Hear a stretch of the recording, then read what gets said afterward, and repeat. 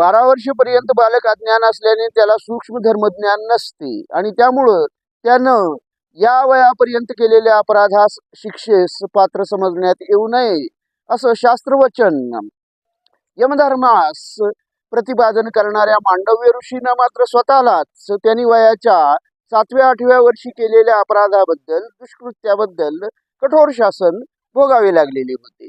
पुढे त्यांनी ही वयोमर्यादा म्हणजे बालकास अपात्र शिक्षेपासून अपात्र ठरवण्याची वयोमर्यादा 14 वर्षापर्यंत वाढवली.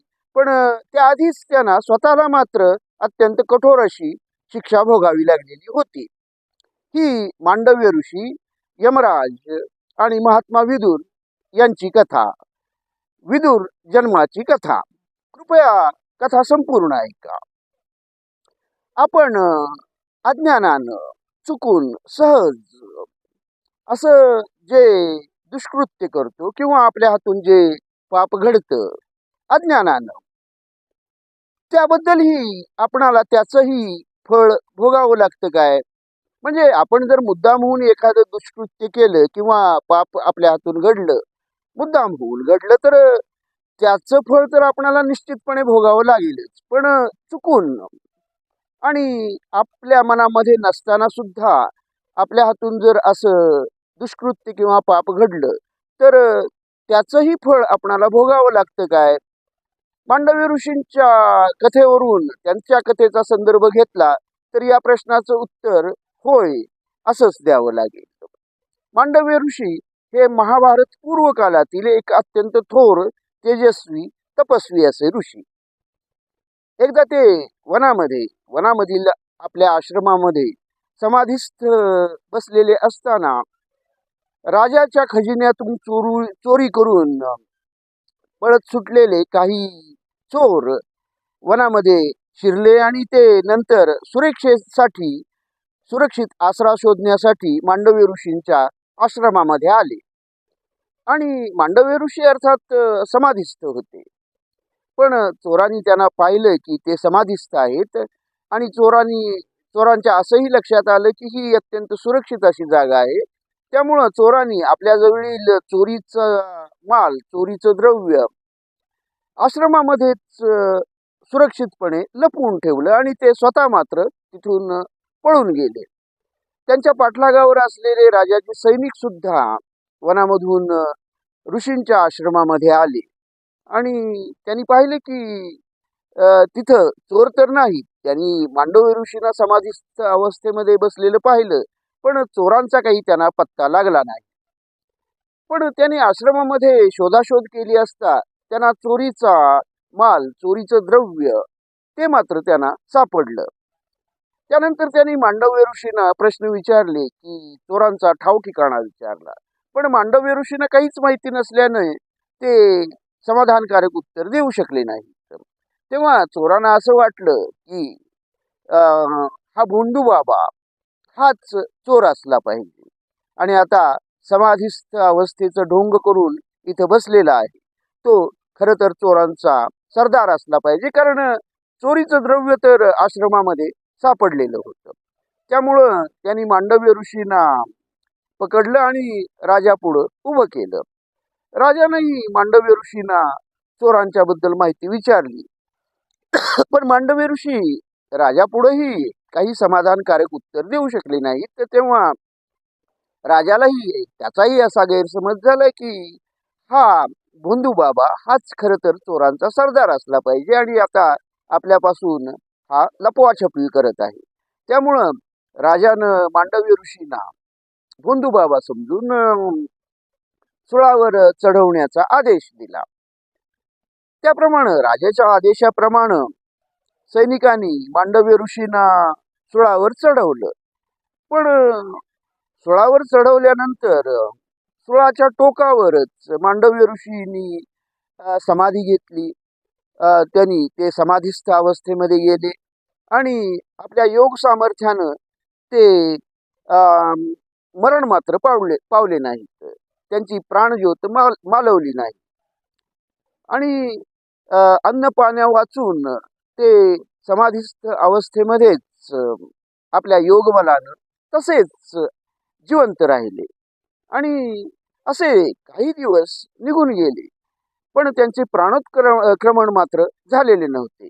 ही आश्चर्यकारक घटना बघून चोरांना आश्चर्य वाटलं आणि त्यांच्या मनामध्ये अशीही शंका आली की आपण चुकून साधूला, एका तपस्वी अशा साधूला शिक्षेस पात्र ठरवलेलं आहे. त्यामुळं ते घाबरूनच राजाकडे आले आणि त्यांनी ही वार्ता राजाच्या कानी घातली. तेव्हा राजाही घाबरला आणि त्यालाही वाटलं की कदाचित आपल्या हातून मोठा अपराध घडलेला आहे. आपण चोर सोडून साधूंना, एका तपस्वी अशा साधूंना शिक्षा सुनावलेली आहे. त्यामुळं राजा ज्या ठिकाणी मांडव्य ऋषींना सुळावर चढवण्यात आलेलं होतं, त्या ठिकाणी राजा आला आणि त्यानं अत्यंत गयावया करून ऋषींची माफी मागितली आणि तो म्हणाला की माझ्या हातून अज्ञानानं, गैरसमजानं हा अपराध घडलेला आहे, तरी आपण मला क्षमा करावी. तेव्हा मांडव्य ऋषी त्याला म्हणाले की तुझा काहीच अपराध नाही. तू राजाला योग्य असाच निर्णय घेतलास आणि मला शिक्षा दिलीस. आणि मला ही जी शिक्षा मिळाली याचं स्पष्टीकरण तर मी प्रत्यक्ष यमराज यालाच विचारीन. आणि मग त्यानंतर राजानं मांडव्य ऋषींना सुळावरून खाली उतरवलं, पण तरी सुद्धा त्यांच्या पार्श्वभागामध्ये घुसलेली जी जे सुळाचं टोक होतं, जी सुळाची आणी होती, ती मात्र तशीच राहून गेली. ती काही तिथून रुतून बसलेली होती, ती निघाली नाही. आणि म्हणूनच पुढं मांडव्य ऋषींना आणि मांडव्य असं नाव मिळालं. त्यामुळं त्यानंतर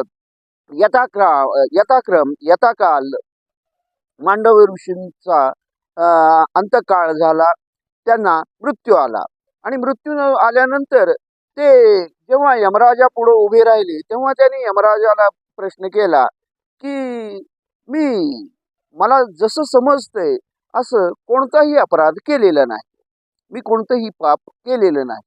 आणि असं असताना सुद्धा माझ्या नकळत काही असं मोठं पाप घडलेलं होतं का की ज्यामुळं मला ही अशी सुळावर चढवण्याची कठोर शिक्षा भोगावी लागली?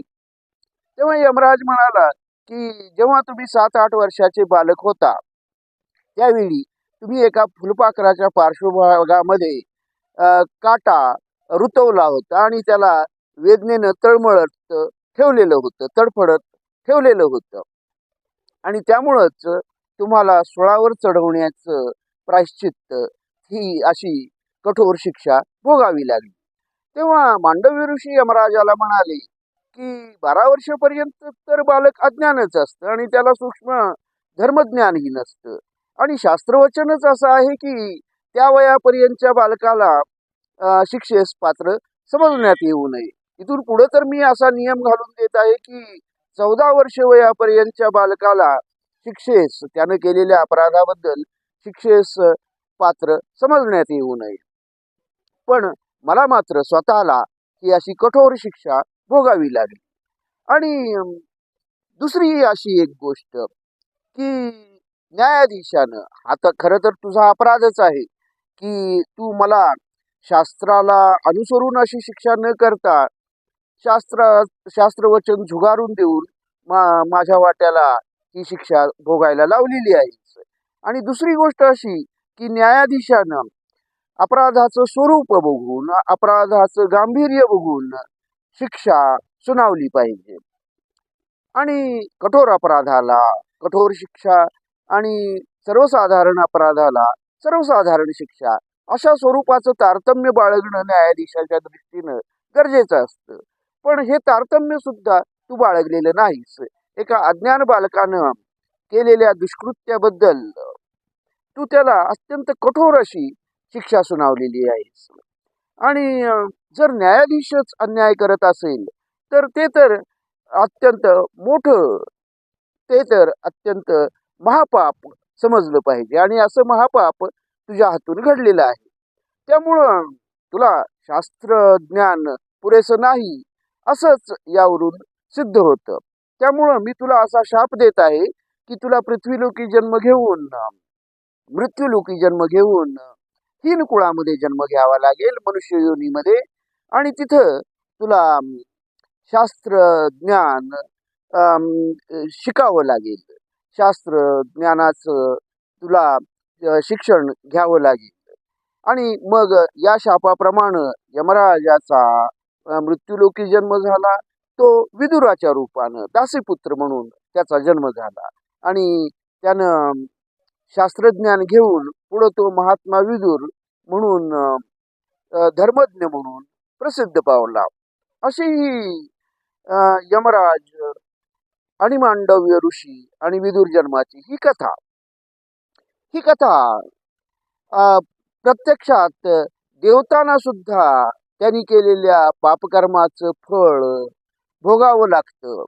त्यांना सुद्धा त्यांच्या अपराधाचं फळ भोगल्या वाचून त्यांची सुटका होत नाही असाही बोध देते.